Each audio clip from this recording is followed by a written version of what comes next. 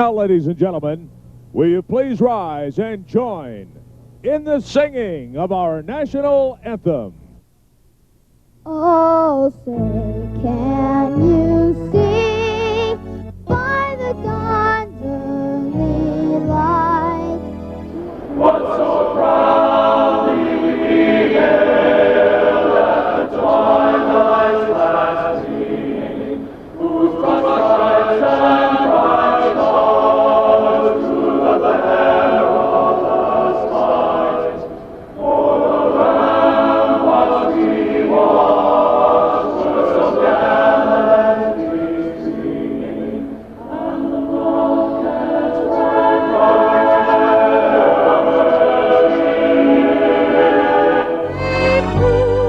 through the night that our flag was still there. Oh, say does that star-spangled banner yet wave? For the land of the free and the home of the brave.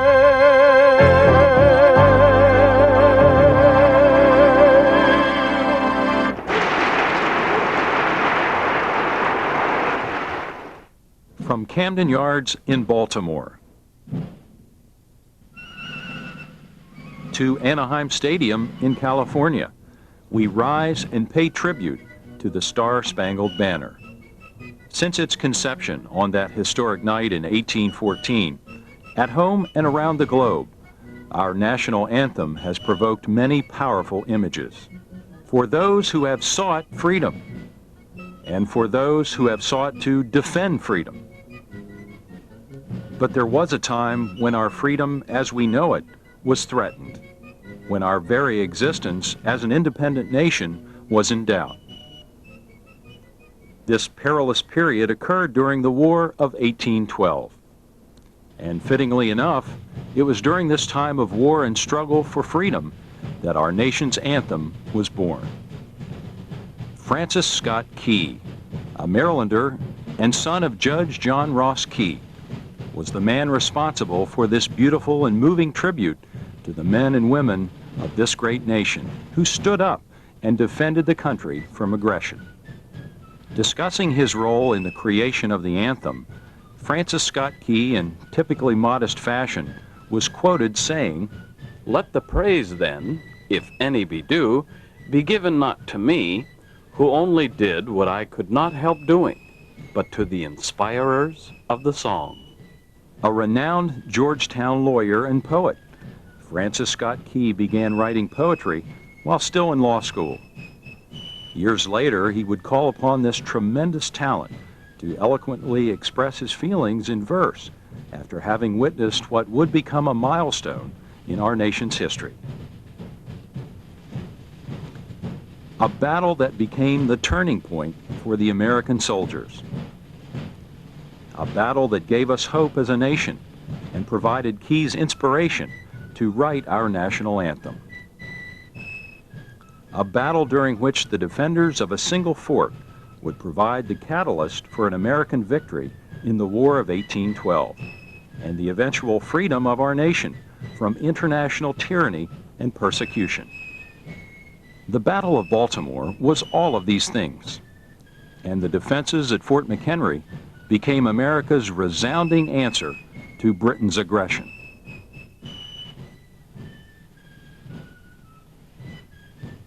This, then, is the story of Fort McHenry, protector of Baltimore and the rest of the country beyond, during one of the most decisive conflicts of the war.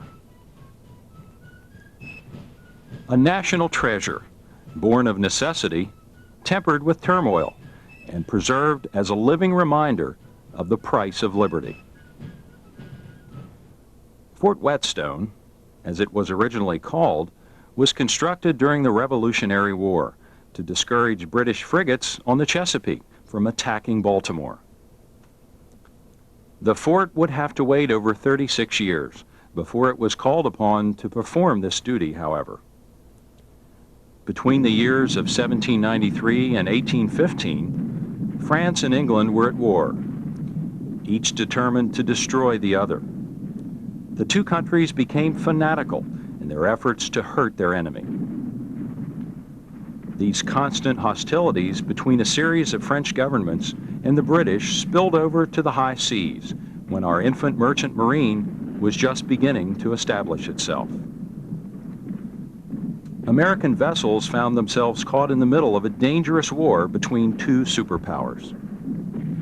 As the situation worsened, Americans started to become restless and angry. In fact, U.S. congressmen eventually became angry to the point of war as the British began the notorious practice of impressment, the process of forcibly removing sailors from American ships. The War Hawks, a group of Southern and Western congressmen, delivered the declaration of war against England on June 18, 1812, to preserve free trade and sailors' rights. For 2 years, the Americans were seen as little more than an annoyance by the British. After March of 1814, however, all that would change, as Napoleon, long at war with Britain, was forced to abdicate after Paris was taken.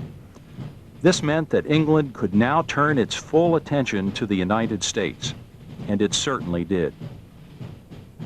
By mid-August 1814, a British force of over 5,000 Army and Navy veterans arrived to reinforce the small British presence already blockading the Delaware and Chesapeake Bays. Under the joint command of Major General Robert Ross and Vice Admiral Alexander Cochrane, the English soldiers were intent on giving the Americans a complete drubbing.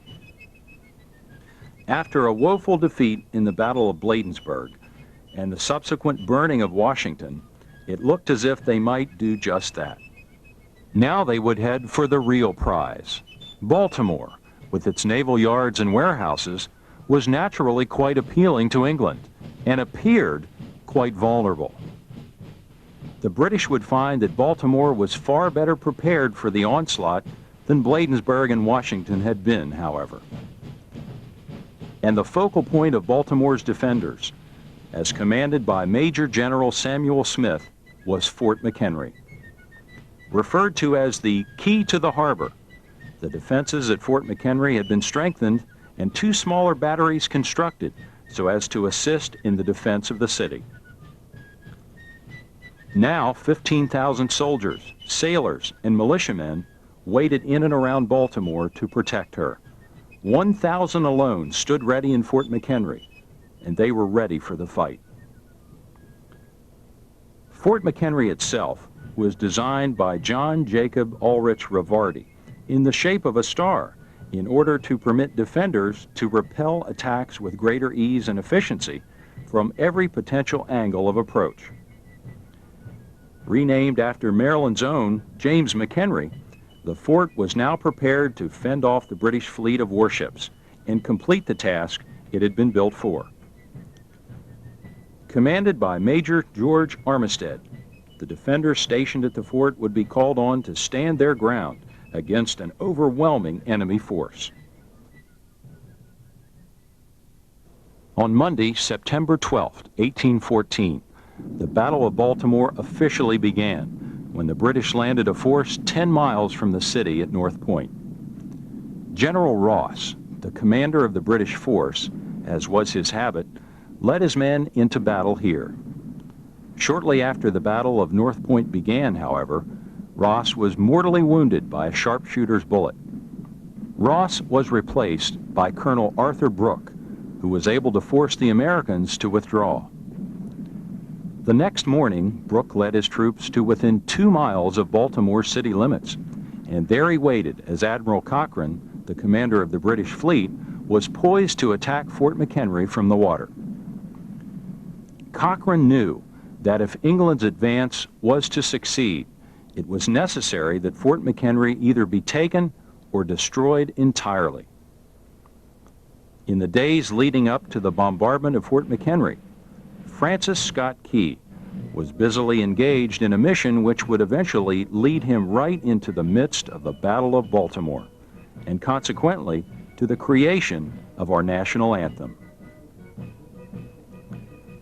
Dr. William Beans was an intimate acquaintance of Francis Scott Key, and after hearing of Beans' arrest for allegedly assisting in the capture and confinement of a British soldier, Key set out to negotiate his release. Having been an aide at the Battle of Bladensburg, Key was not unfamiliar with the ways and dealings of war. Beans had been arrested by the order of General Ross and placed upon the HMS Tonnant to await suitable punishment for his crime. Colonel Skinner, the U.S. Commissioner General of Prisoners, personally knew members of the British command, so it was decided that he and Key would sail out to the British fleet waiting in the Chesapeake and directly negotiate for Beans' release. On the 5th of September, the two departed and finally encountered the British fleet 2 days later. They were received directly by General Ross and Admiral Cochrane. After a few days of negotiating, it was agreed that Beans would be allowed to leave, but not until the Battle of Baltimore was over. The British feared that the three men would warn Baltimore's defenders of the impending attack. Thus, on the morning of September 13th, 1814, the bombing of Fort McHenry began. All told, the bombardment would last a little over 25 hours. From a distance of 2 miles, the British fleet hurled 190-pound shells at the fort, exploding into deadly blasts of flying metal fragments. Major Armistead, commander of Fort McHenry, Estimated that over 15,000 shells and rockets were fired at the fort. A large proportion burst over us, throwing their fragments among us and threatening destruction, Armistead reported after the battle. One shell landed a direct hit on the southwest bastion of the fort, dismantling a cannon and killing 2 soldiers. Miraculously, the shell did not explode. The British also used rockets in this assault. Designed by William Congreve, the Congreve rocket was a relatively new and largely inaccurate instrument of war. The rockets could carry various types of warheads and had a range of up to 3,000 yards, but they caused more fear than actual destruction during this encounter. At midnight on September 13th, upon realizing that the fort would not be taken by shelling alone, Cochrane launched a diversionary attack up the Ferry Branch tributary of the Patapsco. Colonel Brooke had begun his land assault in tandem with the bombardment of the fort and was now ready to storm the city. Cochrane hoped the Ferry Branch attack would distract the Americans long enough for Brooke to break through Rogers Bastion guarding the east side of the city. Thanks to foul weather and some bad luck, the Americans were able to successfully stall the land assault. The failure of this attack effectively destroyed the British hopes of any meaningful victory. Still, the shelling continued. Shell after shell hurled toward the fort as Key kept watch from his ship. The combination of storm, shelling, and the onset of darkness made it very difficult for Key to assess the progress of the battle. All through the night, the shelling continued. To Key, unaware of the American victory on land, the situation seemed hopeless. By 7 a.m. on the morning of the 14th, an ominous hush hung over the water as the bombardment finally ceased. The skies had begun to clear, and Key, although 8 miles from Fort McHenry, looked toward the fort with great apprehension. Before him unfolded a spectacular sight.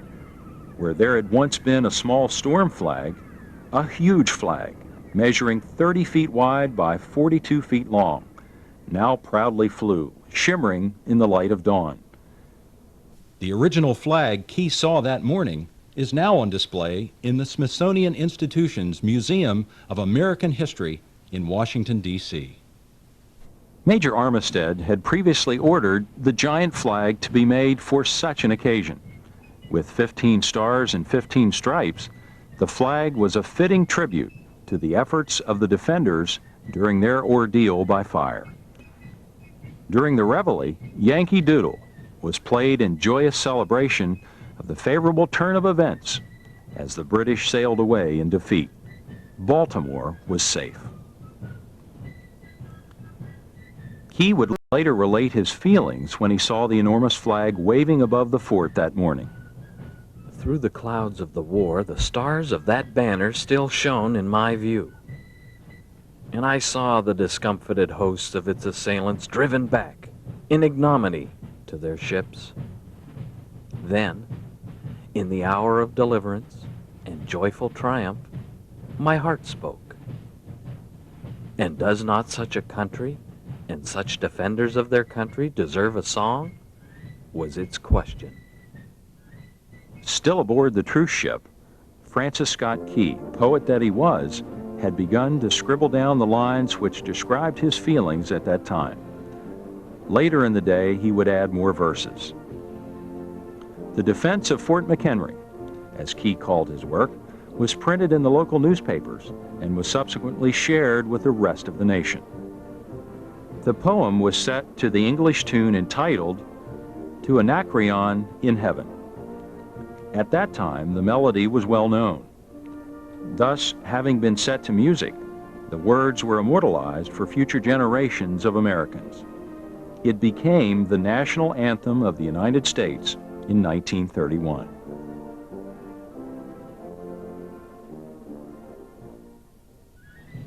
For all practical purposes, the War of 1812 came to a close on Christmas Eve, 1814, when British and American peace negotiators signed the Treaty of Ghent.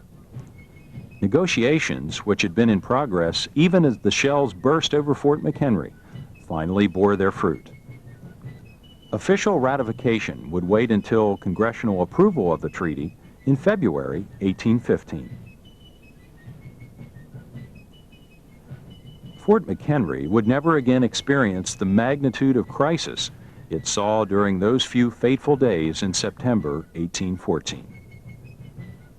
There were, of course, other glimpses of destiny for Fort McHenry. For example, during the Mexican-American War in the late 1840s, Fort McHenry served as a training center for Maryland troops. During the Civil War, Fort McHenry played a dual role that was both practical by intent and paradoxical by nature. In 1861, shortly after the war began, President Lincoln suspended the writ of habeas corpus. This legal protection, guaranteed by the Constitution of the United States, prohibits one from being imprisoned and held without proper legal proceedings. Lincoln hoped that his actions would help to squelch anti-union activities.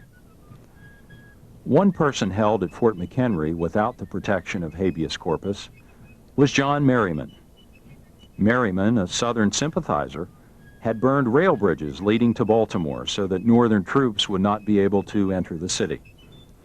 Merriman constituted the very embodiment of Confederate resistance in Maryland. Hence, for his subversive actions, he was confined to Fort McHenry indefinitely. Supreme Court Chief Justice Roger Taney, himself a Marylander, wrote an opinion on the subject. Taney accused Lincoln of going too far in his exercise of presidential power, but Lincoln held firm. For Lincoln, the preservation of the Union was paramount rather than the protection of individual liberties. It is ironic, then, that Lincoln, the great emancipator, was the same Lincoln who ordered imprisonment without proper legal protection. In time, though, even Congress upheld the president's decision to suspend the writ of habeas corpus in wartime. During the war, Fort McHenry also served as a detention center for Confederate sympathizers. It is ironic that two prisoners kept at Fort McHenry were Frank Key Howard, the grandson of Francis Scott Key, and George Appleton Armistead, grandson of Major George Armistead. Later in the Civil War, Fort McHenry was also used as a holding facility for Confederate prisoners. For example, 3,000 prisoners were housed here after the Battle of Antietam in 1862. And after Gettysburg in July 1863, 7,000 Confederates arrived for processing. Finally, it should be pointed out that the guns of Fort McHenry were the principal players in one last act of irony during the Civil War. The fort's cannons, once used to defend Baltimore's liberties, were turned on the city to deny the expressions of liberty to those who would seek that right under the guide of the Confederate flag. The end of the Civil War brought more tranquil days to Fort McHenry until the next armed conflict. The Spanish-American War required training for our nation's men in uniform. Fort McHenry afforded such a place. After this short conflict, the fort remained an active part of our coastal defenses until July 20th, 1912, when the last troops left. Nevertheless, during World War I, Fort McHenry took on a new role, that of a U.S. Army hospital. Over the course of its existence, more than 20,000 soldiers received treatment here. Medical personnel at the fort specialized in neuro and reconstructive surgery. Thus, from 1917 to 1925, Fort McHenry served in a humanitarian capacity. During World War II, the fort was the site of a U.S. Coast Guard training station. Over 28,000 persons were instructed in various skills between 1942 and 1945. The station was decommissioned after the war. The peacetime history of the fort is noteworthy as well. For example, in 1925, even before World War II, the area was dedicated as Fort McHenry National Park. A restoration program was initiated so as to commemorate the events of September 1814. In 1933, the fort was transferred to the National Park Service, Department of the Interior. But there was a provision that the Secretary of the Interior may, in case of a national emergency, close the fort and use it for any and all military purposes during the period of the emergency. The fort was used for just this purpose during World War II.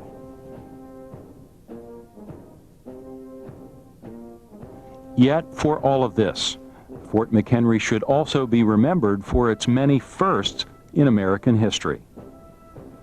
For instance, it was one of the first forts built under the Constitution for eastern seaboard defense. It was the assembly site for the first light horse-drawn artillery unit. The first steamship to be used in the battle was the Chesapeake, which helped to defend Baltimore during those gallant days of 1814. The first live coast-to-coast broadcast on radio of a president was made from the fort when President Harding dedicated Orpheus on Flag Day 1922 as a monument dedicated to Francis Scott Key and the soldiers and sailors who defended Baltimore during the War of 1812. The first flag to be displayed 24 hours a day by presidential proclamation was flown here in 1948 during the presidency of Harry Truman. And the first flag to contain 50 stars was hoisted over the fort on July 4th, 1960. And what of the future for Fort McHenry? Over 600,000 visitors come each year to the site along the banks of the Patapsco. Many are curious, others come out of a sense of duty. And some make the pilgrimage to the fort with an aura of reverence. There is indeed a feeling at Fort McHenry that one can touch. Across the decades of war and peace, strife and harmony, there is a presence of purpose. This, then, is the message of Fort McHenry, put forth first in the Declaration of Independence, embodied in the Constitution, tested in war, and preserved for the living through sacrifice and blood. To maintain our precious liberty, now and always, every American must play an active role. We must be involved in protecting our form of government at all levels and in many ways. We cannot be weak or half-hearted in our efforts, but rather nourish ourselves through the actions and legacies of our forebears. Fort McHenry embodies the vigil we must maintain if we are to defend freedom. Once renewed by the fort along the bay, we can better uphold the call of Francis Scott Key, which echoes across the ramparts.